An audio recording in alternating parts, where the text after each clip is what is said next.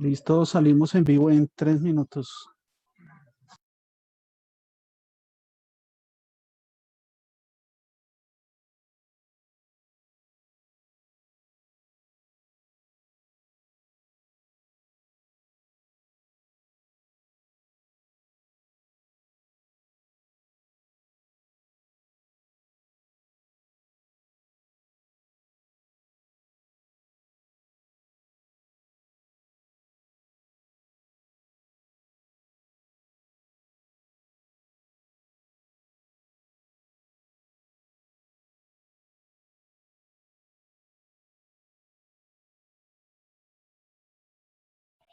Esta vez te toca a ti colaborarme con las preguntas de Facebook.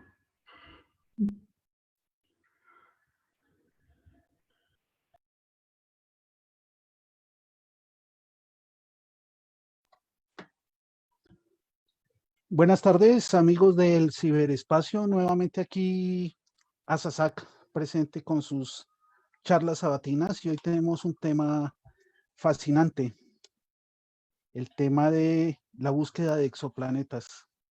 Y para eso tenemos a una persona experta en el tema. Hoy va a estar con nosotros Andrés Morales Castillo, magíster en astrofísica y es especialista en análisis del efecto Doppler para la detección y caracterización de planetas extrasolares. Además, es coordinador del Club de Astrofísica del Newman School y es socio de ASAC. Entonces, espero que disfruten mucho esta charla, es muy interesante. Los dejo en compañía de Andrés. Andrés, bienvenido. Edgar, muchas gracias. Qué chévere estar en estas charlas. Es la primera vez que estoy en la charla vía online y con un tema que a muchos nos apasiona, que es el tema de búsqueda de planetas en el espacio. ¿Listo? Esta videoconferencia la he titulado Mapeando el Universo, Búsqueda de Exoplanetas. No me voy a centrar únicamente en la parte de exoplanetas, sino en lo que es visible para nosotros desde Tierra y con los equipos que tenemos en el espacio. Entonces, espero sea de la atención de todos ustedes. El objetivo que vamos a trabajar en la sesión de hoy es hacer un recorrido por la historia que hemos tenido de los distintos métodos de búsqueda de planetas, los planetas que se han encontrado hasta el momento, fuera del sistema solar. A eso nos referimos cuando hacemos exoplanetas, el término exoplanetas, propuestas futuras que hay para buscarlos de distintas agencias, no necesariamente NASA, y una breve charla, no es mi fuerte, la parte de astrobiología, pero sí una breve charla acerca de vida de pronto en el espacio, de la posible habitabilidad de esos planetas que se buscan. Como decía Edgar en la presentación, mi fuerte es el efecto Doppler, empleado en búsqueda de exoplanetas, y con algunos detallitos del efecto Doppler podemos ayudar a la astrobiología para búsqueda de algunos marcadores que nos den indicios de algunos elementos propicios para esa vida. Entonces cerraré con alguna partecita, llamémoslo así, de vida, de búsqueda de planetas habitables. Este tema es muy antiguo. El debate frente a planetas o no, existencia de planetas o no, fuera del sistema solar, es muy antiguo. Algunos a favor, otros en contra. En el caso de Aristóteles, afirmaba que no podía haber un planeta distinto al nuestro, habitable por lo menos, pero un poco más acá, también contemporáneo a la época de Aristóteles, Epicuro nos decía que hay un número infinito de mundos, algunos como el nuestro, otros diferentes, algunos con vida, otros sin vida. Y en unas charlas anteriores, pues obviamente también tuvimos la intervención de Giordano Bruno, se habló mucho sobre él, quien afirmaba que podía haber muchos planetas fuera del sistema solar, que nuestro Sol era solo una estrella más y todas las estrellas eran más soles con planetas alrededor y algunos de ellos con vida, como lo afirmaba Giordano Bruno. En estas imágenes, igual que en la charla anterior de Giordano Bruno, del Parque Giordano Bruno en Bogotá, una foto de Giordano Bruno, ahí por la 9ª con 63, más o menos, en Bogotá. No solo podemos pensar en nuestro sistema solar, eso es lo primero que debemos arrancar cuando hacemos búsqueda de planetas. Nuestro sistema solar no es el único. Nuestra estrella cercana al Sol no es la única estrella en el universo. Cuando nosotros nos acercamos a la ventana de nuestras casas, apartamentos, podemos ver las casas cercanas, los apartamentos cercanos. Algo muy similar nos ocurre desde Tierra. Si levantamos nuestra mirada, podemos encontrar estrellas cercanas, las estrellas vecinas, que vendrían a ser esas casas cercanas que tenemos. Yo puedo estar confinado hoy en mi casa, en mi apartamento, mirar por la ventana, ver casas cerca y echar a volar mi imaginación y pensar que posiblemente esas casas, esos apartamentos cercanos que veo desde mi ventana, también tienen vida, también tienen muebles, también tienen servicios. ¿Listo? Igual que pasa con nosotros. Lo primero que debemos hacer en astrofísica y en astronomía es empezar a usar nuestra imaginación centrándola en todo lo que conocemos. Es lo primero que hacemos. Y no centrarnos en el hecho de ser los únicos. Entonces, no pensemos solo en nuestro sistema solar como el único que pueda tener asteroides, planetas, satélites naturales, en fin. Sabemos cómo es el nuestro y esperamos que hayan otros similares. Y como les decía, si me asomo por mi ventana, puedo ver casas o apartamentos vecinos. Pero eso no quiere decir que hayan más casas, mucho más allá donde yo no alcanzo a ver, de lo que me cubre la visual de mi barrio, de mi ciudad. Que hayan más ciudades, más barrios, más países. ¿Listo? Eso mismo nos ocurre acá. Nosotros arrancamos toda esa exploración de búsqueda de planetas desde Tierra, con observación inicialmente, con métodos muy sencillos que nos permiten buscar todo lo que hay alrededor de nuestro planeta, de nuestro sistema solar. Pero eso no quiere decir que podamos ir mucho más al fondo. Todas las estrellas que podemos ver son de nuestra galaxia. Alcanzamos a ver galaxias a través de esos pequeños espacios que quedan entre las estrellas. Vemos galaxias al fondo. Esas galaxias también tienen estrellas iguales. O sea que nosotros inicialmente en astrofísica hacemos búsqueda de planetas en nuestra galaxia. Es lo primero que podemos hacer. Y ahí empezamos a hacer nuestro mapeo, verificar qué estrellas hay, cuántas hay, intentar contarlas, verificar el tamaño, la extensión de nuestra Vía Láctea, de nuestra galaxia, verificar si esas estrellas tienen o no tienen planetas. Y ese es el primer mapeo, mapear el universo completo. Inicialmente no es tan sencillo de hacer. Entonces, arrancando con no pensar en nuestro sistema solar, podemos buscar todo afuera, no solo en nuestro sistema solar, pero sí compararlo, ¿vale? ¿En dónde debemos buscar? Primero, partiendo, como lo decía nuestro comunicador científico favorito, Carl Sagan, de la imaginación. Nosotros hemos visto mucho cine, mucha ciencia ficción, hemos leído muchos libros, y en ellos se nos pintan mundos muy increíbles en algunos casos, salidos de una imaginación muy bárbara. Mundos con 2 estrellas, 3 soles, con varios satélites naturales orbitándolo. Y los hemos visto mucho en ciencia ficción. Esa imaginación nos lleva a nosotros a pensar en la existencia de posibles mundos, de posibles planetas que podamos habitar. Entonces, la mejor nave espacial es nuestra imaginación. Pero, con ayuda de la ciencia, podemos centrarla, ¿vale? Podemos aterrizarla. ¿Cómo la podemos hacer? Pues simplemente usando las herramientas que nos ofrece la ciencia para poder encontrar esos planetas, para poder saber si una estrella binaria, por ejemplo, que sería la de un planeta con 2 soles, puede tener o no puede tener planetas alrededor, cómo serían esos planetas, si deberían ser exageradamente grandes. Algunos no nombremos películas, pero algunos hemos visto películas donde el planeta es gigante, con plantas por todo lado, colores, en fin. Otros donde es desértico, más pequeño, en fin. Podemos tener todo eso, pero desde la ciencia lo centramos con las herramientas que podemos buscar, que podemos emplear para buscar estos planetas. Ese es nuestro aterrizar nuestra nave imaginativa, de la imaginación. Una vez la hemos aterrizado, empezamos a buscar. Y como les decía, lo primero es buscar en nuestros vecinos. Nuestros vecinos son todas las estrellas que tenemos en la Vía Láctea. Aquí podemos ver un pequeño GIF, un pequeño video de un amigo muy cercano, Jesús Mario Vargas, astrofotógrafo, muy bueno. desde el desierto de la Tatacoa hizo esta imagen de la Vía Láctea.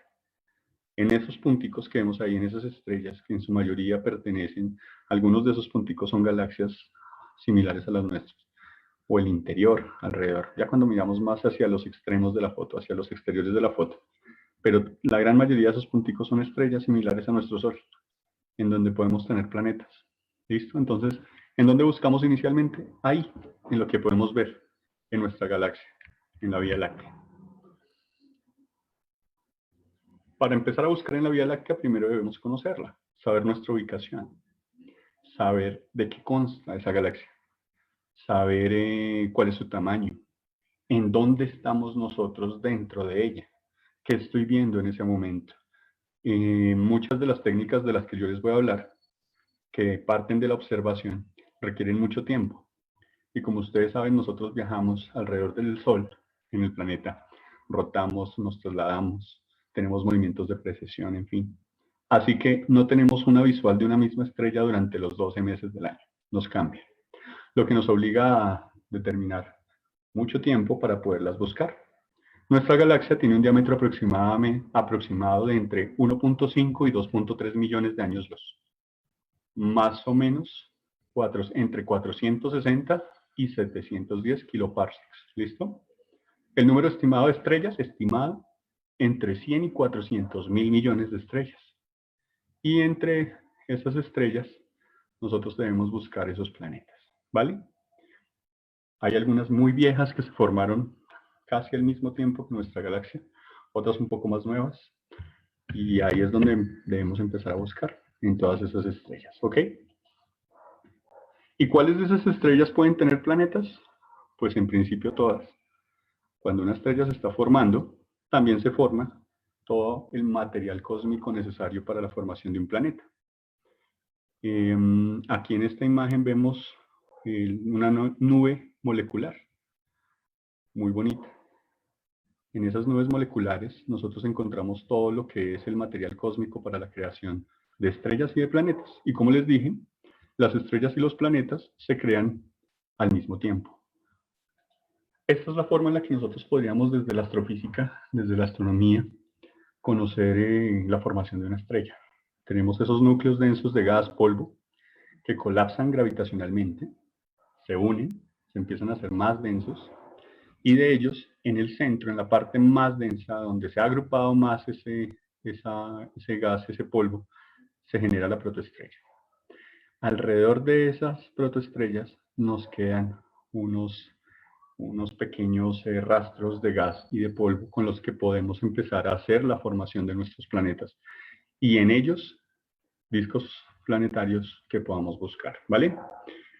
Después de esa protoestrella, tendríamos una que es la famosa estrella T Tauri, luego la presecuencia principal, en donde tendríamos discos protoplanetarios para la formación de planetas, y finalmente una secuencia principal que sería muy similar a nuestro sistema solar, una estrella rodeada de planetas.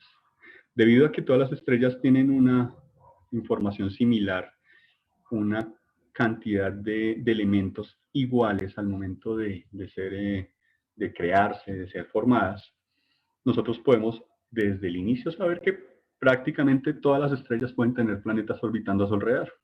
O sea que cualquier estrella puede ser posible, llamémoslo así, vestigio de un planeta, tener un planeta ahí alrededor, dando vueltas. ¿La podemos ver? Ahí es donde entra nuestra forma complicada.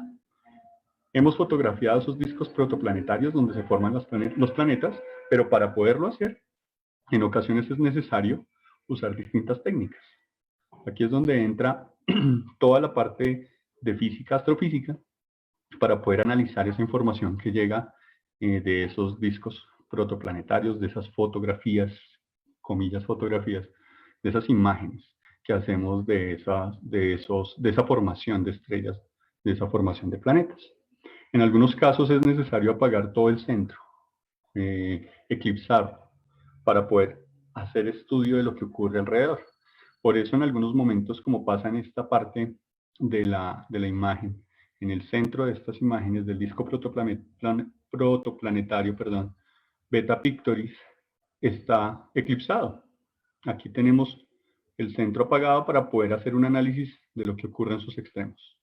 Poder verificar cómo está cambiando todo el espectro electromagnético y a partir de él hacer un análisis. ¿Listo? Lo mismo, algo muy similar ocurriría acá. Entonces, para obtener estas imágenes se requiere de mucho esfuerzo, de muchos filtros, de muchas técnicas distintas de recolección de información. No necesariamente la fotografía como nosotros la conocemos habitualmente, de hacer nuestra exposición con la cámara. Requerimos en algunos casos rayos X, rayos gamma, infrarrojos, ultravioleta y hacer análisis de ese tipo de espectros. El espectro electromagnético, que es muy amplio, nos da información de esas características que tiene ese disco protoplanetario. Algunas de estas imágenes, en especial esta de aquí, fue obtenida por medio del telescopio espacial Hubble, de nuestro 30-añero Hubble, nuestro ojo en el espacio, que usó en este caso un cronógrafo, para bloquear la luz y poder verificar esos discos que estaban ahí al lado. ¿Listo? Estas son otras imágenes de las que tenemos de ese tipo de formaciones planetarias, de esos discos protoplanetarios. Aquí unos en la nebulosa de Orión, especialmente. Algunos de ellos, como les decía, no son simplemente la fotografía o mirarla con nuestro telescopio, sino con equipos un poco más avanzados. ¿Por qué no podemos ver los planetas? Resulta que si nosotros tenemos una estrella, esa estrella genera mucha luz. Debido a las reacciones nucleares que genera esa estrella, nosotros vemos su brillo, ¿vale? Puede estar orbitándolo algún planeta. En este caso tengo un faro. Si ustedes se centran en esta parte, van a encontrar algo raro. Normalmente no es fácil verla. A simple vista no es fácil ver lo que ocurre ahí. Y no es tan sencillo apagar la estrella. Pero si pudiéramos apagar la estrella, como ella es miles de veces más brillante que los planetas, el planeta refleja la luz de la estrella. Si pudiéramos apagarla, pasaría algo similar a esto. Podríamos encontrar ese planeta fácilmente. Por lo menos el reflejo de la luz que hace de la estrella. ¿Vale? Como esa pequeña luciérnaga que estaba por ahí, escondida. Ese es el principal problema que tenemos con la búsqueda de planetas, con observación. El brillo, el reflejo de la luz que hace ese planeta, de la luz de su estrella, es miles de veces menor al de la estrella. Verlo a simple vista no es sencillo, pero una vez sabemos que está ahí, ya es más fácil. Yo sé que aquí, en la animación, cuando nos devolvemos un poco, ya es un poco más sencillo identificar que ahí está. Y esa es la técnica que nosotros vamos usando y vamos haciendo a medida que vamos desarrollando alguno de los métodos de búsqueda de planetas. Son varios. ¿Listo? Del primero que voy a hablar corresponde más a verificar cómo esa estrella se acerca o se aleja de nosotros. ¿Listo? Es una técnica que nos trae a colación todo lo que ocurrió el año pasado con uno de los premios Nobel que se entregó en física, que iba especialmente a la parte de astronomía. Fíjense que en este caso, cuando nosotros estamos mirando una estrella, esa estrella tiene un planeta orbitando a su alrededor, como ocurre aquí. Ella genera un pequeño bamboleo, se mueve con respecto a un punto que es conocido como centro de masa del sistema. ¿Listo? Entonces, como los planetas, están rotando alrededor de la estrella, la atracción gravitacional hace que la estrella también se mueva un poco. Lo primero que tenemos que hacer es buscar esa vibración, ese bamboleo que tiene la estrella. Los planetas y la estrella se mueven siempre alrededor de ese centro de masa, de ese punto central. Ahí está. Le ocurre a nuestro Sol también.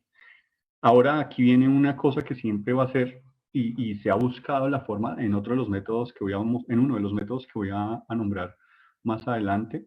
Les contaré cómo se ha corregido ese pequeño detalle, porque inicialmente nosotros podríamos pensar, bueno, listo, pero esto ocurre para una estrella que tiene un único planeta dando vueltas, y nuestro sistema solar tiene muchos cuerpos celestes dando vueltas alrededor de él. Planetas rocosos, gaseosos, planetas enanos, en fin, como los queramos catalogar. Pero este método que voy a hablar inicialmente, valga la redundancia, partiría de pensar en un solo cuerpo celeste orbitando. todos los cuerpos celestes que orbitan, todos los planetas que orbitan la estrella, hacen ese pequeño jalonazo que genera el bamboleo en la estrella, ese vaivén de la estrella que vemos ahí en la rotación. El premio Nobel que recibieron el año pasado, Michael Mayor y Didier Queloz, 2019 de física, nos trae esta charla también. Ellos para 1905 hicieron un descubrimiento de un planeta con observación con uno de los métodos, que es entre comillas, uno de los métodos más famosos que utilizamos nosotros, pero no necesariamente el que más planetas nos ha dado actualmente a conocer. Resulta que ellos, Mayor y Queloz, descubrieron un planeta muy similar a Júpiter, orbitando una estrella. Y lo hicieron a partir de un método que es conocido como el método de velocidad radial. ¿Vale? Para ese método de velocidad radial, nosotros arrancamos observando. Es, entre comillas, parte de mi fuerte. Muchos de los métodos que nosotros tenemos parten de observación y de recolección de información de lo que estamos observando. Otros requieren hacer observación ya con equipos en el espacio, pero la gran mayoría de la información que nosotros recolectamos inicialmente, y que lo estaban haciendo Mayor y Queloz, partía de la observación desde Tierra. ¿Qué se hace? El planeta, que nosotros creemos está orbitando la estrella, en algún momento al rotar pasa frente a la estrella. Entonces nosotros, al pasar frente a la estrella, vemos cómo, o podemos captar cómo esa estrella en su jaloneo se acerca hacia nosotros. Cuando pasa por detrás, vemos cómo se aleja. Lo que estábamos viendo en la simulación anterior, donde rotaba. Ese pequeño jalonazo nos muestra cómo esa estrella se acerca a nosotros y se aleja a nosotros. La información que nosotros podemos tomar de esa estrella la podemos organizar según el efecto Doppler, debido a que nosotros podemos captar la luz que llega. La luz de la estrella se acerca a nosotros y se aleja de nosotros, haciéndonos cambios en la tonalidad y en el espectro que tenemos, del rojo al azul. ¿Listo? Aquí en la simulación podemos ver cuando está acercándose a nosotros, al planeta, vemos cómo ese espectro se acerca al azul. ¿Listo? A medida que se aleja de nosotros, vemos cómo ese espectro se acerca al rojo. Nosotros comparamos esas líneas espectrales y ese corrimiento al azul y al rojo para verificar ese movimiento de la estrella. Si vemos ese movimiento de las líneas espectrales, estamos afirmando, o podemos afirmar mejor, que hay algo orbitándolo, que hace que esa estrella tenga ese movimiento, ese vaivén. Aquí estaría más o menos explicado lo que les estaba diciendo. Desde la Tierra, nosotros podemos ver un momento en el que la estrella se aproxima a nosotros, y veríamos cómo va ese color azul. Un momento en el que se aleja de nosotros y se movería un poquito hacia el rojo. ¿Cómo lo encontramos nosotros? ¿Cómo lo hacemos? Después de encontrar ese análisis espectral que tenemos de las líneas espectrales de la estrella que se está viendo, encontraríamos algo similar a la simulación que les voy a mostrar a continuación. En esta simulación no tiene audio. Podemos ver lo que les estaba comentando. Hay un momento en el que la estrella se acerca a nosotros. Ahí está pasando más cerca a la pantalla. Y el movimiento de nuestra línea espectral en la parte inferior se acerca, se mueve hacia el azul. Podemos ver las líneas moverse. La parte azul cubrirse casi, no llega hasta el centro. Lo voy a volver a poner. No llega casi hasta el centro. Pero podemos encontrar cómo se acerca más hacia el azul. Y a medida que la estrella está en la parte posterior de nuestra pantalla, esa línea espectral se corre hacia el rojo. Básicamente esto es lo que nosotros estamos buscando. En un análisis de velocidad radial buscamos este movimiento. Aquí es donde entra mi fuerte, que es todo lo del análisis espectral y el efecto Doppler, y se trabaja. Estos videos que estoy proyectándoles a ustedes corresponden algunos a la ESO, otros a la Agencia Espacial Europea, en fin, y a la NASA, algunos de ellos. ¿Listos? Son simulaciones con las que voy a ir haciendo la explicación. Con este método que hemos hecho, en promedio se han registrado 842 planetas hasta el mediodía de hoy. Hoy busqué las páginas, las dos más, llamémoslas así, más conocidas para reportar esos planetas. Y con el método de velocidad radial, hasta el día de hoy, promedio 842. Para la página oficial de la NASA, de de registro de planetas, de exoplanetas, habían 801 planetas con método de velocidad radial. Para exoplanet.eu, un poco no tan conocida, pero un poco no tan llamémoslo así, de la misma fuerza de la NASA, existían 883 planetas. ¿Listo? Si alguien dice, yo le creo más a la NASA, pues estamos en 800. Si alguien dice, hagamos el promedio, nuestro promedio nos estaría dando 842.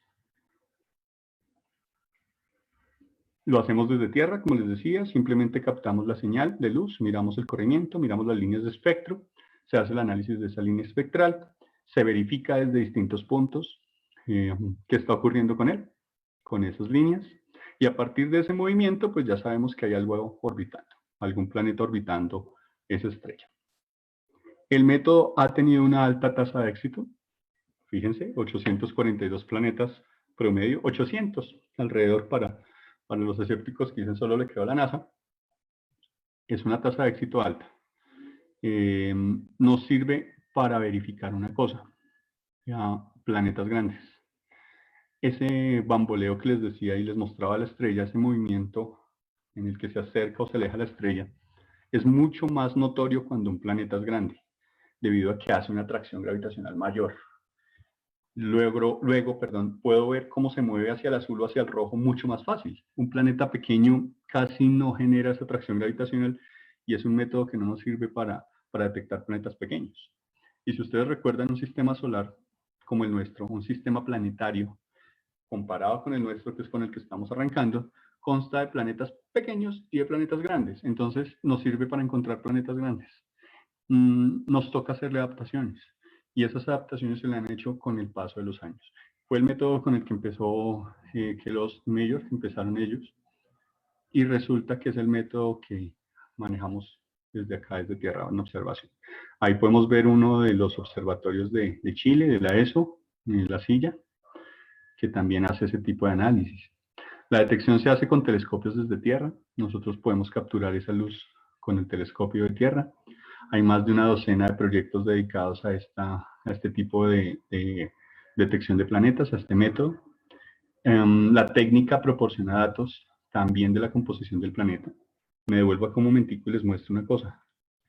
En este video que aparecía acá, no solo nos queda la parte de la tendencia al azul o la tendencia al rojo, sino nos aparecen estas lineecitas negras, que son líneas espectrales, que nos dan información también de la composición química que tiene ese planeta o esa estrella que nos está llegando desde ellos. Entonces nos da información valiosísima no solo del planeta, sino de la composición de la estrella y el posible planeta que estamos encontrando. Información de, no sé, de presencia de hidrógeno, nitrógeno, en fin. ¿Listo? Esa información es valiosa porque de una vez sabemos de qué está compuesto ese planeta o de qué está compuesta esa estrella y todo lo que viene desde allá. El problema, como les decía, es que solo es detectable para planetas grandes. Solo con planetas grandes puedo encontrarlo ahí. En ocasiones, ese efecto puede producir señales falsas, especialmente cuando hay estrellas múltiples. Si ustedes tienen una búsqueda de planetas alrededor de una estrella que es binaria, pues ella también tiene un centro de masa. Entre las dos estrellas pueden tener un centro gravitacional, que le hacen una atracción gravitacional que les hace una rotación como si tuvieran un centro de masa. Entonces, en algunos momentos nos puede generar esa variación. Y como las estrellas no tienen el mismo tamaño, podemos tener unas estrellas binarias en donde hay una pequeña, una más grande, que puede generar esa vibración y nos cambia esa luz. Y nos genera la creencia falsa, posiblemente, de la existencia de un planeta y no necesariamente esté ahí. Este es el primer método que se utiliza, método de velocidad radial. Para él recolectamos información de la luz, hacemos el análisis de la luz, verificamos si se acerca o se aleja, si se acerca al azul o al rojo, si se acerca o se aleja de nosotros, verificamos las líneas de espectro para verificar también con esas líneas de espectro la composición y determinar si hay planetas. Ese es el primer método. Nosotros estamos acostumbrados a ver también nuestro Sol. Hace algunos añitos vimos por ahí un tránsito de Venus. Fue súper chévere. Lo transmitieron varias personas por ahí también, agencias. la BBC, en fin. Y hemos visto un poco más el tránsito de Mercurio, también frente al Sol. Debido al tránsito, también existe un método llamado método de tránsito. A partir de él nosotros hablamos de eclipses. Si yo veo un planeta, un cuerpo celeste pasar frente a la estrella y baja la intensidad de luz, estoy eclipsando la estrella sin necesidad de un equipo avanzado. Y lo podemos notar fácilmente con el tránsito de Venus de Mercurio o un eclipse de luna, un eclipse de sol en el que la luna pasa frente a la estrella nuestra, hacia el sol. Vemos y verificamos qué tanto baja esa intensidad de luz. Si eso está ocurriendo, si la estrella en algún momento es eclipsada, nos muestra a nosotros una variación en la luz, en la luminosidad. Si hay una variación de la luminosidad, podemos afirmar que hay algo pasando al frente de ella. Algo muy similar a lo que nos estaba ocurriendo y que salió por ahí en noticias recientemente con Betelgeuse, en donde, algo pasó con Betelgeuse, está que estalla porque su luz cambió, su forma cambió, en fin, y la noticia oficial actualmente que dice que había una nube de polvo pasando frente a ella, que nos estaba eclipsando esa luz que llegaba. Por eso nosotros también encontramos deformaciones en esa estrella. Algo muy similar ocurre cuando estamos buscando planetas. Si algo pasa frente a la estrella, en el método de tránsito, podemos verificar ese cambio de luz. Si lo hace el sistema solar con planetas como Mercurio, Venus, como la Luna, como satélite natural, también lo debe hacer una estrella con sus planetas frente a él, viéndolos desde Tierra. Así que en el método de tránsito hacemos algo similar. Empezamos a observar la estrella y cuando esa estrella está en su fase en la que no está eclipsada, no hay ningún planeta cerca, encontraríamos una tendencia de su brillo. Pero una vez la estrella está eclipsada por su planeta, cuando el planeta está pasando frente a esa estrella, esa luminosidad, ese brillo baja un poco y solo vuelve a tomar su posición una vez el planeta ha pasado frente a la estrella. Problemas. Para este método nosotros tenemos que pensar en que la estrella, el planeta y nosotros estemos en línea para poder ver cómo ese planeta le baja el brillo. Si yo estoy desde esta posición en la que estamos todos y el planeta no está orbitando frente a nosotros, a nuestra visual, sino alrededor, el método de tránsito no nos sirve. Por eso este método también tiene limitantes. Todos tienen limitantes, pero este es uno de los limitantes que tiene. Debemos estar casi en la misma línea para poder verificar de ese brillo de la estrella eclipses generados por sus planetas. Pero eso no quiere decir que esté acostadito, entre comillas, que tenga una posición distinta y pueda tener el planeta orbitando de esta forma, pero desde donde lo estamos observando no lo pueda ver. Estas son más o menos la información que nos llegaría a nosotros acerca de esa luminosidad más o menos relativa que nos llega a la estrella. Nosotros encontramos que siempre mantiene una tendencia entre estas barras de error, en donde decimos, sí, aquí estaría siempre, pero cuando notamos un cambio grande en esa tendencia, algo le pasó, un objeto pasó frente a él y volvió a estar dentro de él. Entonces buscamos esa tendencia y cuando encontramos esta parte en el método de tránsito estamos encontrando el planeta. Una vez terminado el tránsito, en teoría, la luminosidad inicial y la final deberían mantenerse iguales. ¿Listo? Problema. Yo puedo tener método de tránsito en donde hayan dos planetas pasando. Coincidencias de la vida. Puede existir un planeta pasando frente a la estrella acá, planeta por este lado, nos generó esa variación en la luz, planeta saliendo, otro volvió a entrar, otra variación. Y, bueno, ¿y aquí qué pasó? Entonces hay que hacer modificaciones. Aquí está más o menos explicado cómo sería ese método de tránsito. El método de tránsito tiene algo chévere y es que no necesariamente el planeta tiene que pasar por el centro de la estrella para que nosotros lo podamos ver, sino simplemente en el interior de su disco para notar esa variación de la luz. Y podemos verificar qué está ocurriendo con esa variación de la luz. Nos da información también del planeta de cómo es la posición con respecto, cómo es la órbita con respecto a la estrella. Listo, la inclinación de la órbita. El radio del planeta también nos dice, porque nos da información también, igual que sabemos cómo. Muchas gracias, qué pena, hubo un error aquí técnico con mi computador y se reinició solo y seguía seguía hablando, perdón, y luego salimos del aire. Listo, perdón. Iba en esta parte.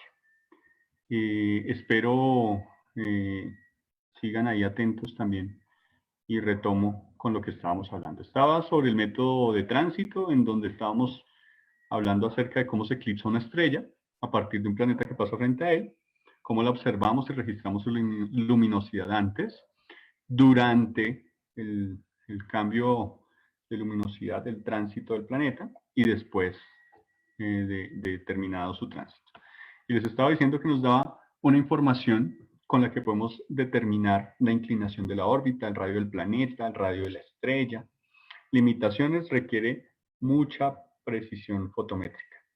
¿Listo? Es un método no instantáneo. Toma muchos años hacerlo. Nosotros, como les decía al inicio también, antes, hace unos años vimos Venus hacer tránsito frente al Sol. No es habitual, no es que todos los años el planeta pase frente al Sol desde la visual nuestra. ¿Listo? La órbita no siempre coincide, la órbita del planeta no siempre coincide con lo que estamos viendo de la estrella. Por ese motivo, es un método en el que requerimos mucho tiempo para seguir viendo ese cambio, para verificar si la luminosidad es baja. Entonces son métodos en donde requerimos de mucha paciencia para poder encontrar esos cambios en la luminosidad de la estrella.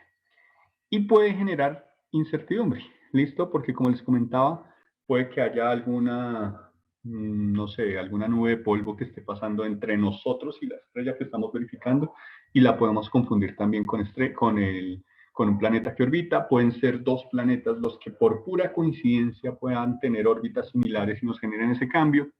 Hay muchos factores que pueden generar esa incertidumbre. Perdón. Con este método, aún así con incertidumbre y con mucho tiempo, es el método en el que más exoplanetas hemos encontrado. Registrados y en promedio en las dos páginas que les comento, exoplanet.eu y la de Exoplanet de la NASA, en promedio aparecen 3.102 planetas al día de hoy, a mediodía. ¿Listo?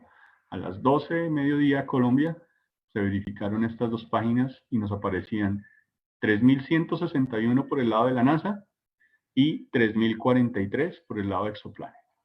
¿Listo? Este vendría a ser más o menos como una variación en ese método. Hay una variación en el método de tránsito que se conoce como variación de tiempo de tránsito. Nos sirve a nosotros para verificar si hay presencia de más de un planeta. Si fuera uno solo, la órbita la encontraríamos, esa órbita frente al planeta nos eclipsa el planeta siempre en intervalos de tiempo iguales. Entonces fíjense que aquí siempre el planeta pasa frente a la estrella y se detiene el cronómetro y nos indica simplemente que la órbita tiene una duración igual frente a la estrella. Pero cuando tenemos un cambio en esa variación, podemos encontrar fácilmente dos o más planetas orbitando. A esa variación del tiempo de tránsito es la que nosotros podemos aprovechar para verificar más de un planeta. Aquí podemos ver cómo en algún momento la variación de la luz nos cambió y nos mantiene tiempos que no son exactamente iguales, lo que nos da información de tránsito de dos planetas frente a la estrella. Tenemos que tener mucha suerte para que esto ocurra, pero se puede encontrar, ¿vale? Entonces, esa variación del tiempo de tránsito nos ha servido para encontrar algunos exoplanetas también, entre ellos uno que se encontró en el sistema que orbita a Kepler 11, ahí está, lo podemos encontrar. Fíjense especialmente en si fuera un solo planeta, nosotros podemos encontrar variaciones en el tránsito que nos hablan de un solo planeta, órbitas con duración de tiempo iguales, ¿vale? Pero de más de un planeta, órbitas o fluctuaciones en la luminosidad que nos dan duraciones de tiempo distintas y que nos dan información de uno, dos o más planetas. ¿Listo? Ese es el método de tránsito, pero con variación en el tiempo de tránsito. ¿Listo? Con este método, que es el de variación de tiempo de tránsito, al día de hoy a mediodía teníamos, aquí hay un promedio también de 33 planetas, promedio entre 21 registrado por el lado de Exoplanet de la NASA y 43 registrados por Exoplanet EU. Como les estaba comentando, para mediodía de hoy, que se revisó esta información con exoplanetas cambia día a día, entonces yo acostumbro revisarla en las páginas, en estas dos especialmente, en Exoplanet y en Exoplanet de la NASA, exoplanet.eu y el de la NASA, acostumbro revisarlos periódicamente, debido a que la información cambia constantemente, cada día aparece uno, en el de la NASA aparece una vez ya se ha validado, por eso en algunos casos encontramos la diferencia. Aquí podríamos encontrar que para el método de variación de tiempo, hoy la NASA tiene 21 planetas con ese método del tránsito con variación de tiempo, 21 debido a que ellos validan la información también con otras agencias. Si ese planeta no se ha validado, pues no aparece registrado acá. Pero hay personas que dicen, oye, o agencias o entidades que dicen, oye, yo encontré un planeta, un exoplaneta, usé este método, lo reporté así, llevo este tiempo y lo presentan acá. Y mientras está en validación, aparecen reportados. O sea, en este momento nosotros podríamos asegurar que hay alrededor de 22 planetas por validar, que pueden ser validados en cualquier lugar dentro de nuestro áreas de estudio que estemos haciendo. También existe, como les decía, para esa validación, algunos equipos que se han creado especialmente con el fin de captar luz, de captar información, de verificar cómo esta técnica de tránsito, de método de tránsito, se centra en el cambio de la luminosidad de la estrella, de captar esa luminosidad. Como les comentaba, al comienzo se validó con el telescopio espacial Hubble, pero se han ido creando nuevos dispositivos, nuevas herramientas que nos ayuden a captar esa luz. Otras técnicas, astrometría. En astrometría, ¿qué se hace? Es un método demoradísimo. Cuando lo vamos a trabajar es un método muy demorado. Si fuéramos a verificar Júpiter, ¿cómo funcionaría la vibración, el movimiento del Sol causado por Júpiter alrededor? Desde otro planeta, desde otra perspectiva de la Vía Láctea. Este método se tardaría 30 años para Júpiter y nuestro Sol. Entonces imagínense cómo puede ser al momento de hacerlo desde Tierra para otra estrella, el tiempo que nosotros tardamos. En el año 1990 se empezó a hacer un estudio de una estrella en Gliese 876 y se vio cómo ella va haciendo un pequeño espiral de movimiento alrededor de un punto que se considera central. Se valida para el año 2012 ese movimiento y así sucesivamente, y esa pequeña vibración que tiene con respecto a un punto que no es muy notoria dentro de la parte del método, de los otros métodos, a ese nosotros lo conocemos como astrometría. Es un método que requiere la medida o el cambio más bien del centro que tiene la estrella con respecto a un punto que consideramos central, y vamos viendo cómo se mueve. Generalmente hace un movimiento en forma de espiral. Por ese método de astrometría, oficialmente hay un planeta descubierto. Oficialmente me refiero ante la NASA, validado ante la NASA. Por verificación, como les decía, es un método que también requiere mucho tiempo. Hay 12 planetas, 11 para validar, ¿ok? Entonces, si alguien quiere dedicarle unos 20 años a verificar uno de esos planetas, unos 15 años, 10 años, a verificar ese movimiento espiral de uno de los planetas, lo podría estar haciendo.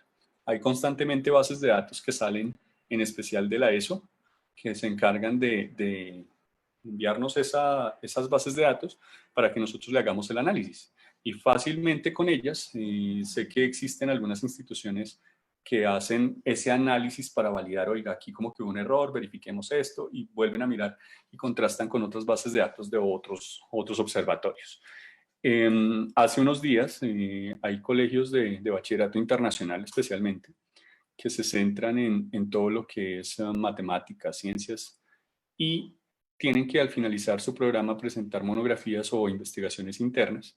Hace unos días un amigo muy cercano me preguntó, ven, ¿y cómo podríamos hacer uno hacia este lado? Si ese estudiante quiere dedicarle 10 años a estudiar esa base de datos, lo podría hacer, a verificar esa base de datos de 10 años más bien. No necesariamente se gasta 10 años él volviendo a tomar los datos, pero podría tomar esa base de datos de 10 años, 15 años, para validarla y verificar si hay un planeta o no hay ahí. Otras técnicas también que tenemos, microlentes gravitacionales. El microlente gravitacional simplemente es una desviación que nosotros encontramos en las estrellas debido a la interferencia de otras estrellas, que son más masivas, la luz viene viajando hacia nosotros y en el observatorio, en el lugar donde estamos captando esa luz, encontramos una pequeña desviación.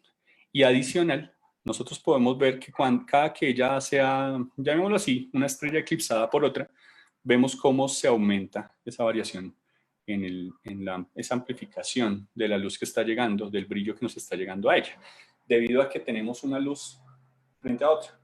La luz que viene en este lado se magnifica con la otra y se curva. ¿Listo? Pero resulta que en algunos momentos también encontramos variaciones. Una variación muy pequeñita cuando vemos un cambio debido a un exoplaneta, bien sea en la estrella magnificante o en la estrella que está en la parte posterior. Si yo tengo una estrella en la parte del frente, una en la parte de atrás y no hay nada entre ellas dos, planetas ni nada, esta luz se curva y se magnifica la intensidad. Vemos cómo aumenta la intensidad de luz.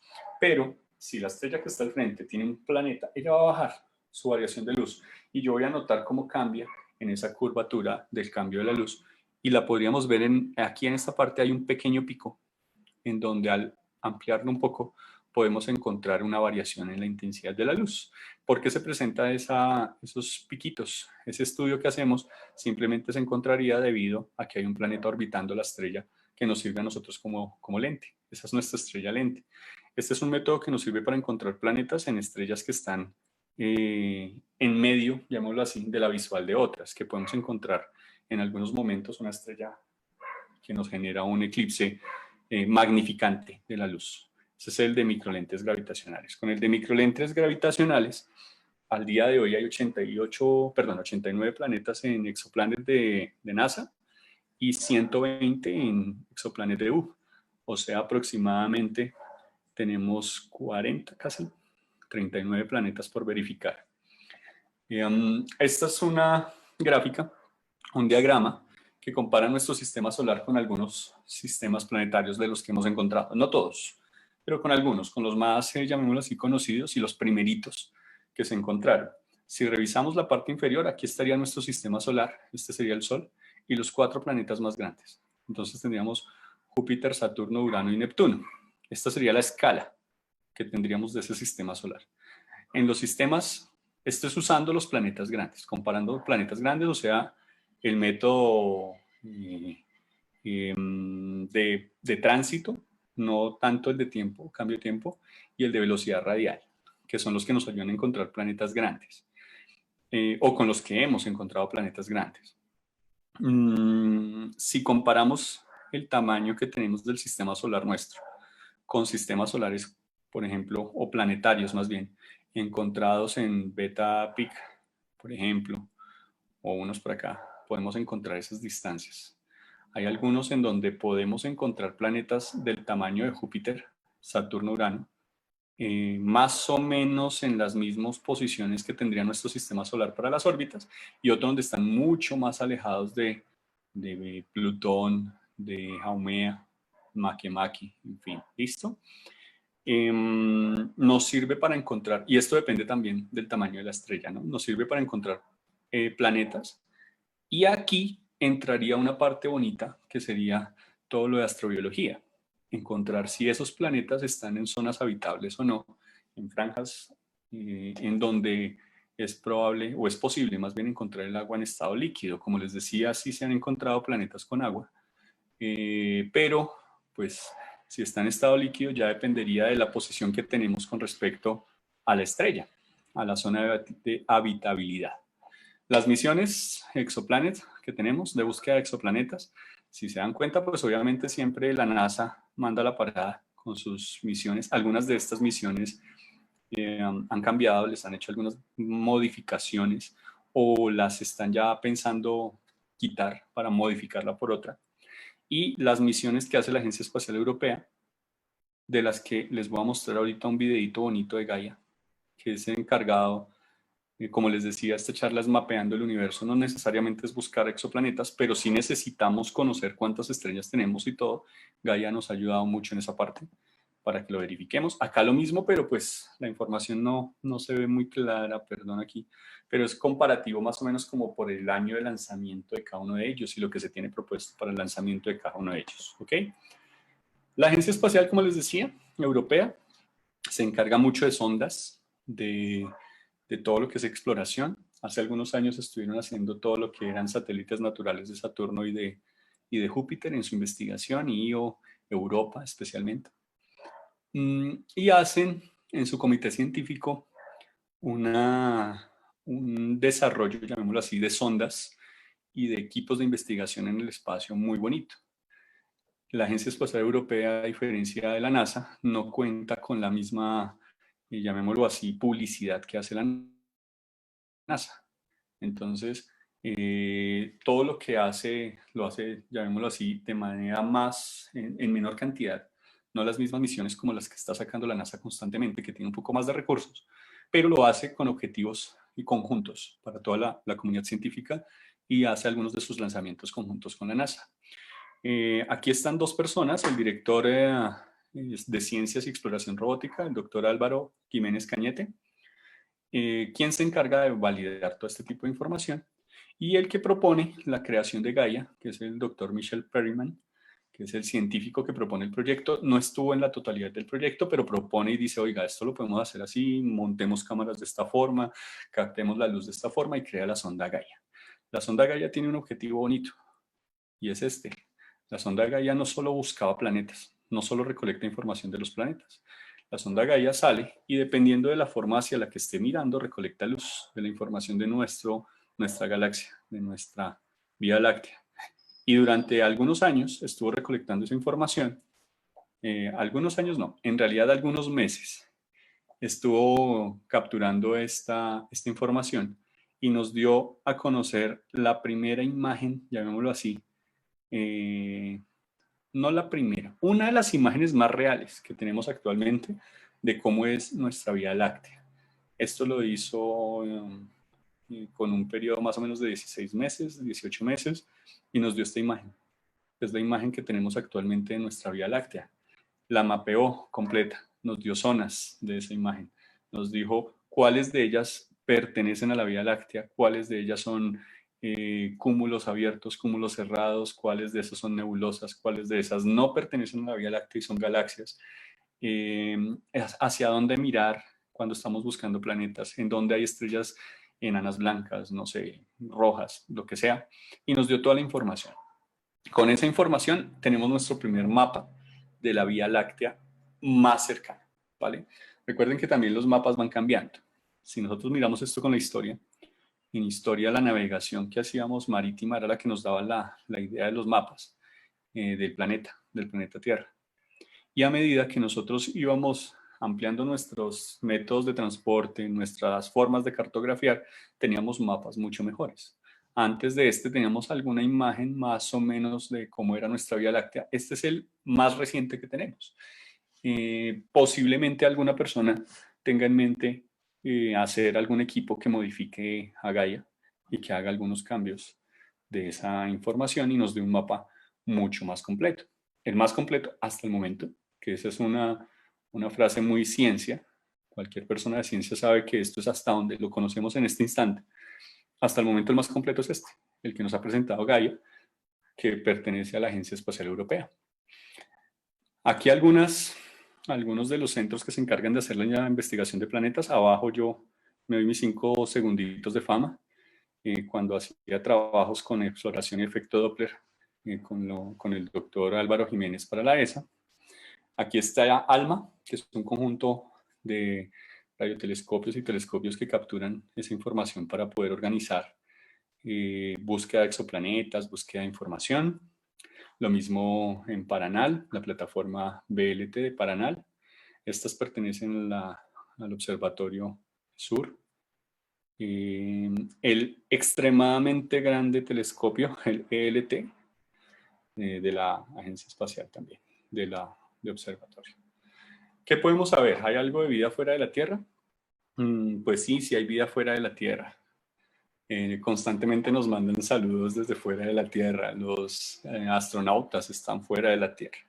Mentira, sé que eso no es lo que querían escuchar. ¿Hay vida fuera de la Tierra? Pues ahí ya entra la astrobiología a buscar vida. Si ustedes me preguntan a mí, Andrés, ¿crees en vida fuera de la Tierra? Yo creería que sí.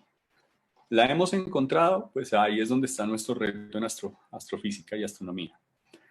Recordemos cosas. Primero, si hay agua, necesitamos... bueno, todo esto lo hacemos comparando con lo que tenemos, con el sistema solar y con lo que conocemos dentro de la Tierra. Así que nosotros generalmente arrancamos astrobiología a partir de la física, de la química del carbono. Con la química del carbono requerimos presencia de ciertos elementos de la tabla periódica, ciertos elementos químicos que generan esa vida y adicional de la presencia de agua en estado líquido. Y la presencia de agua en estado líquido la encontramos solo en unas zonas que son conocidas como las zonas habitables, franja habitable. Para nosotros tenemos 3 planetas en el sistema solar que están dentro de esa zona habitable. Entonces debe tener una distancia con respecto a su estrella que mantenga simplemente el agua en estado líquido. Esos 3 planetas para nosotros serían Venus, la Tierra y Marte. ¿Listo? Pero si se fijan, tanto Venus como Marte están casi en los extremos de la zona habitable. Para la Tierra está como en el lugar bonito, esa parte tibiecita bonita de la zona habitable donde el agua puede tener su fase de punto triple, bonita, chévere, sólido, líquido y gas a ciertas temperaturas. En las otras como que no mucho. Adicional debemos tener varias información de esos planetas. No debe ser muy caliente, pues para que mantenga la vida como la conocemos. Recuerden que la vida estamos pensándola en términos actuales y de nuestro planeta. Pero no quiere decir que existan organismos que vivan en temperaturas o presiones distintas. Los tardígrados, por ejemplo, lo pueden hacer. Organismos extremófilos lo pueden hacer. Que tenga, en el caso de Venus, por ejemplo, sin atmósfera tendría menos 43 grados Celsius, pero tiene una atmósfera tan densa que mantiene una temperatura con un efecto invernadero constante y una temperatura promedio de 470 grados Celsius. ¿Listo? Perfecto como la Tierra.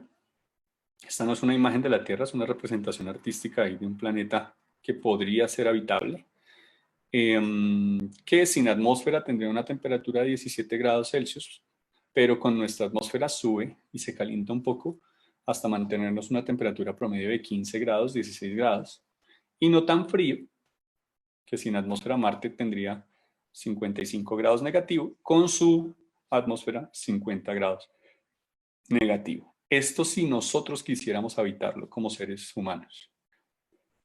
Existen organismos que pueden vivir en los bordes de los volcanes, en los puntos salientes de los volcanes, en la profundidad del océano, con presiones o temperaturas totalmente altas o bajas y que podrían habitar este tipo de planetas.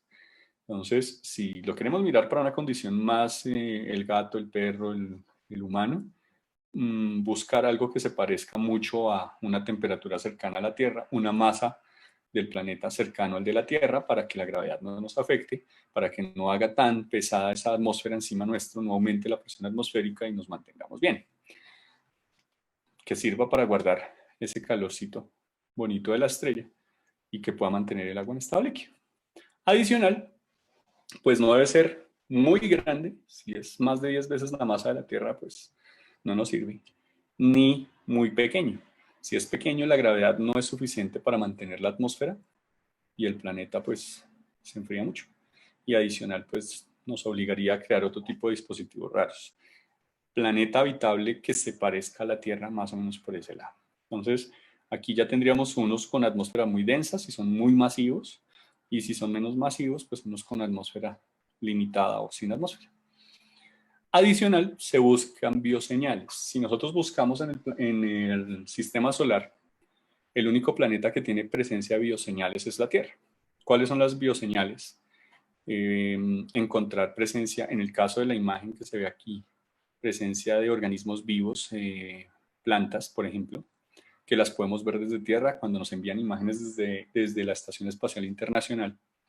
Encontramos imágenes con presencia de Tierra. Si nos envían la foto o la imagen desde la Estación Espacial Internacional, en el momento en el que está pasando sobre la cara oscura de la Tierra, el lado de noche de la Tierra, encontramos presencia también de zonas con luz, como lo vemos acá. Esta imagen simplemente es una fotografía desde el espacio de cómo se verían las ciudades iluminadas con la contaminación lumínica y habría bioseñales. Estas bioseñales nos hablarían de vida. En el sistema solar es fácil buscarlos. Podemos mandar una sonda, toma fotos, dale vuelta sonda a la luna y dime si viste plantas, dime si viste luz, tómale fotos a otro planeta y sería muy sencillo encontrarlos. Adicional, podríamos crear otro tipo de sondas, como lo hizo Huygens, creo que es la sonda Huygens, que simplemente busca perforaciones dentro de distintas capas en los satélites naturales en los que explora, y con ellos encuentra algunos rastros de microorganismos o de organismos generados solo por material vivo. ¿Listo? Esas bioseñales no las podemos encontrar en los exoplanetas. Nosotros no podemos verlos directamente. Así que nos toca inventarnos una forma distinta de encontrar esa información.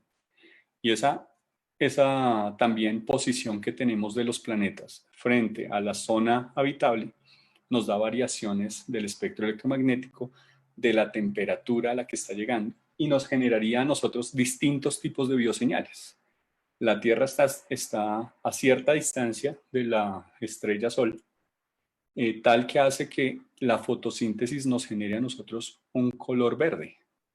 Pero yo puedo estar un poco más hacia el rojo, un poco más hacia el violeta y tener cambios en esa fotosíntesis. O sea, puede existir un planeta en donde fácilmente las plantas sean violetas, sean azules, dependiendo de cómo esté llegando la frecuencia en el espectro electromagnético que genera la estrella hacia él. O sea que podríamos tener plantas en otros planetas con colores que varían en esas presencias. Tipo de coloración en las plantas debido a la presencia o a la cercanía más bien de ese planeta, de ese exoplaneta, a la estrella, qué tan cerca se encuentre y qué tanto cambie dentro de esa zona habitable. Al cambiar, su espectro electromagnético llega con una frecuencia diferente al planeta, lo que genera una tonalidad y una fotosíntesis distinta. Por otro lado, podríamos encontrar también estas líneas, que son las que nos dan presencia de compuestos y que las sacamos a partir de la comparación que tenemos en nuestros planetas del sistema solar. Si revisamos Venus y Marte, cercano a los 14 micrómetros, vamos a encontrar un pequeño pico que nos da indicación de CO2. Ese pequeño pico también lo encontramos muy parecido por acá en el caso de la Tierra. ¿Listo? Pero comparando Venus, Marte y la Tierra, encontramos presencia de otros tipos de compuestos. Para la Tierra, H2O, agua, y ozono, O3.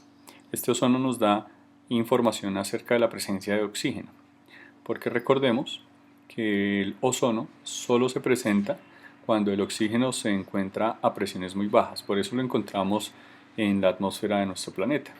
¿Listo? Este planeta, que es nuestro planeta Tierra, nos da información de muchos compuestos y podemos usarlo como ejemplo al compararlo con planetas extrasolares, fuera de nuestro sistema solar, ya que tenemos información de cómo serían más o menos los planetas, y si vamos a mirarlo desde la parte astrobiológica nos da información de otros compuestos que veremos más adelante. Ese es el ozono, que proviene del oxígeno, y recordemos entonces de dónde viene ese oxígeno. Si nosotros tenemos en cuenta nuestra historia, hace aproximadamente 4.000 millones de años, la atmósfera tenía dióxido de carbono, nitrógeno, y no había presencia de oxígeno. Aparecen las cianobacterias, ellas respiran ese dióxido de carbono y lo desechan, lo convierten en oxígeno. Entre comillas, hacen su primer efecto invernadero, empiezan a contaminar su mundo. Si yo genero oxígeno y ese oxígeno sube y en presiones bajas se me convierte en ozono, empiezo a cambiar la temperatura de mi planeta. ¿Listo? Al no tener esa capa inicialmente en la atmósfera, la temperatura inicial era distinta. Así que esas cianobacterias son las encargadas de hacer que empiece a generarse nuevas formas de vida que ya empiezan a utilizar ese oxígeno que está en el planeta. Entonces, a partir de ellas, nosotros encontramos la presencia de atmósfera nuestra con ozono. Y gracias a esa presencia de ozono podemos compararla con las gráficas que estábamos teniendo anteriormente, que serían estas. O sea, toda esta partecita que encontramos en el pico cercano a los 10 micrómetros, que nos habla de ozono, es producto de las cianobacterias. Esta señal es generada o fue generada por estos organismos, por las cianobacterias. Esas cianobacterias, como les decía, se encargaron de ir generando ese ozono. ¿Qué se busca también? Con esas gráficas, líneas de espectro y todo lo que podemos ver de esas gráficas de compuestos, nosotros podemos comparar lo que ocurre en un planeta que no tiene vida, como lo hicimos con Marte y con Venus, y uno que sí tiene vida, para encontrar otro tipo de compuestos que pueden ser generados bien sea por organismos que habiten o que hayan habitado en algún momento ese planeta. En el caso común de nuestros planetas Marte, Venus, encontramos hidrógeno, que es esta columna que está en verde, oscuro, metano, nitrógeno, monóxido de carbono y dióxido de carbono. Pero fíjense que aparecen otros compuestos en la Tierra. En ese caso podemos encontrar que por ahí nos aparece una columna grande de oxígeno, presencia de oxígeno, nos aparecen otras que no aparecían en este caso, como por ejemplo el amonio, listo, el metano se incrementa un poco más, que nos dan información también de cómo esos compuestos están siendo generados por algún organismo vivo. Entonces, usando esas líneas espectrales, también nosotros podemos tener información de los compuestos del planeta, de los elementos que están formando el planeta, de la atmósfera del planeta. Listo. En el año 1993 se hace una propuesta en la que se examinan 3 puntos, especialmente en la parte sur del continente. Uno hacia Chile, uno hacia la parte norte de la Amazonía y uno hacia la parte sur de Argentina, más o menos. ¿Listo? No sur de Argentina, sur entre Brasil y Argentina. La Tierra tiene una investigación, o se hace una investigación a partir de infrarrojo para esa zona y se hace visible sobre ese espectro infrarrojo, ese visible y el infrarrojo. Con base a lo visible se obtuvieron una longitud de onda y de ellos se hace una línea de tendencia que compare lo que está ocurriendo. Esa línea de tendencia nos habla de un borde rojo de clorofila. Ese es el borde que se encontraría. Esta se hace como propuesta, a partir de la sonda Galileo se hace esta propuesta para poder también encontrar alguna información posible de marcadores que nos den información desde el infrarrojo de cómo podría ser un planeta que tenga alguna presencia de plantas y que estén generando alguna fotosíntesis y cómo podríamos tener ese cambio. Entonces, en el caso de nuestro planeta nos daría ese borde rojo, nos diría que estaríamos hacia el rojo. Para nuestro planeta también, si lo observamos, pues básicamente actualmente es el único que tenemos, en el que tenemos presencia de muchos elementos, muchos compuestos que no son comunes en los exoplanetas. Vale la pena aclarar aquí que hay muchas instituciones, diversas instituciones que han presentado sus investigaciones y que están en estudio, donde afirman haber encontrado ozono o presencia de otro tipo de compuestos, pero que no son oficiales. Hasta el momento es necesario hacer un estudio más minucioso de ese tipo de información y es posible que requiera varias pruebas. También es necesario tener en cuenta que mucha de la información que nos llega a nosotros se encontró un planeta similar a la Tierra que tiene ozono, que tiene vida, que tiene plantas, en fin. Salen fuentes no tan oficiales y que requieren de su investigación, de su consulta nuevamente. Este ya sería el cierre. Perdón de verdad por los errores, problemas técnicos que se tuvo por ahí con los equipos, con el equipo y en el momento de compartir las imágenes. Nuestro mundo habitable, planeta Tierra, y con base a él comparar con otros y encontrar nuestros otros planetas, exoplanetas. Recuerden que no solo se mapea exoplanetas, también buscamos nuevas estrellas que no podamos ver desde Tierra, otros mundos alrededor de ellas. Mi nombre entonces es Andrés Morales, actualmente coordinador del Club de Astrofísica de Newman School, y nos pueden encontrar en estos lugares que serían el de Instagram y la página del colegio. Edgar, ¿preguntas? Andrés, muchas gracias por esa maravillosa charla. Gracias. Teníamos una pregunta adicional y era que si había algún tipo de clasificación para los exoplanetas. No, inicialmente mira que lo que se hace con los exoplanetas es mirar cuáles son grandes y pequeños, entonces los comparamos con la Tierra. Inicialmente no hay una. Nombres sí, dependiendo de la ubicación en la que esté ese planeta, en donde lo encontraste, qué estrella está cerca, si se encontró primero, segundo, tercero, aparece la ABC, como una especie de coordenadas para poderlos encontrar, sí, pero clasificación como tal no. Ok, y lo felicitan de muchos lados. Se contactaron desde Chiquinquirá, desde Argentina, desde Bucaramanga, desde Neiva, y en general todos quedaron muy contentos, les encantó la charla realmente, a pesar de que tuvimos un par de Sí, cortes, cortes técnicos, pero pueden ver nuestro video completo sin cortes en YouTube en ya YouTube. en un rato más.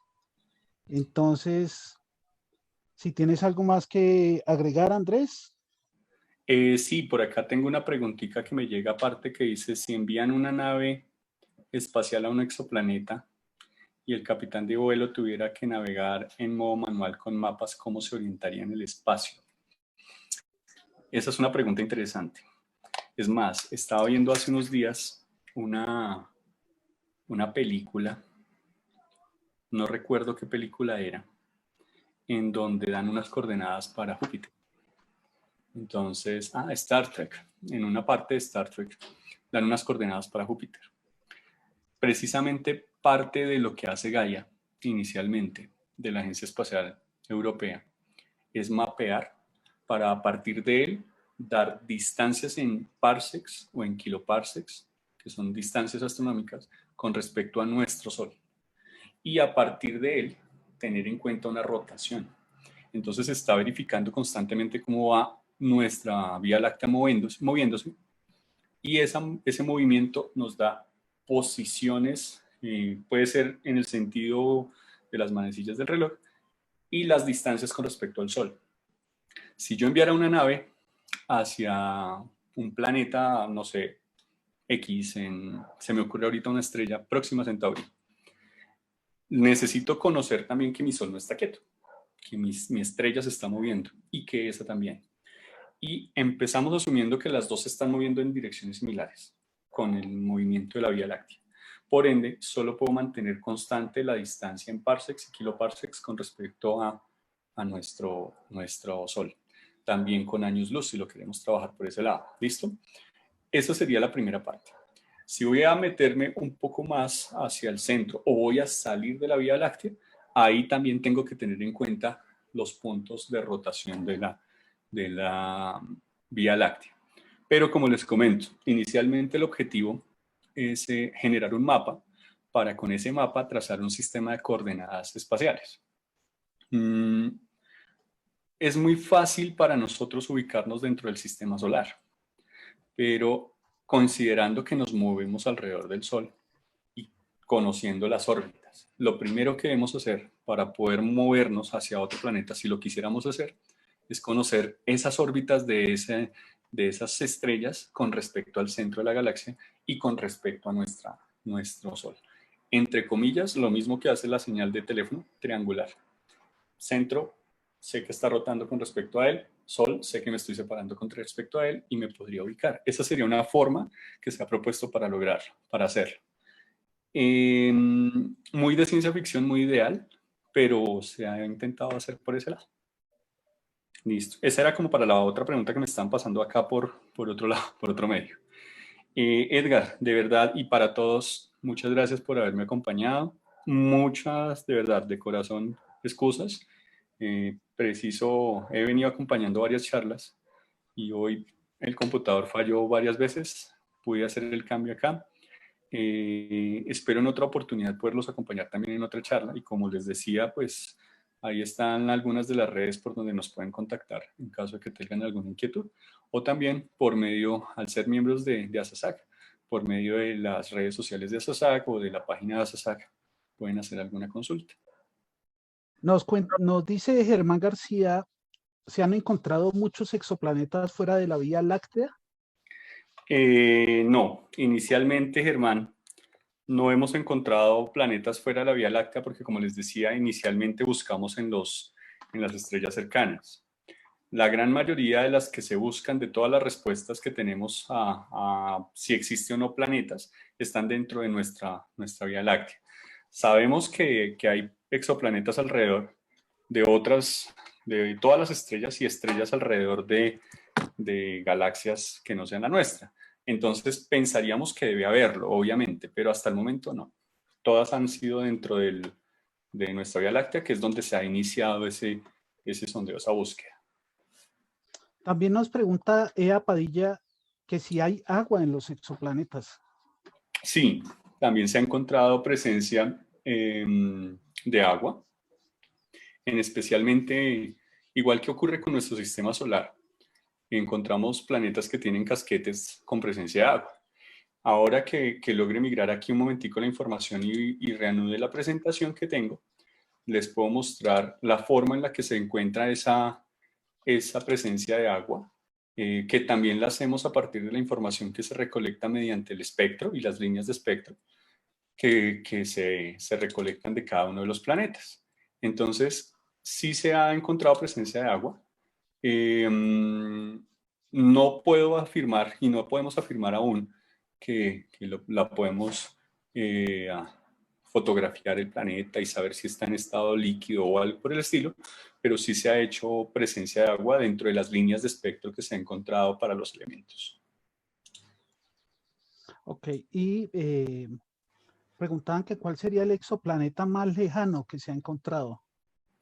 El más lejano, ahí sí me corchan en ese... Yo estuve, mientras hacían la pregunta, encontré que hay una publicación del Astronomical Journal de estos días donde dicen que hay una super tierra que tiene la clasificación de las estrellas OGLE 2018 BLG 6677b, para aprendérsela de memoria, y dice que tiene un pequeño subconjunto de planetas rocosos que orbitan más o menos a la misma distancia que de su estrella, que la Tierra.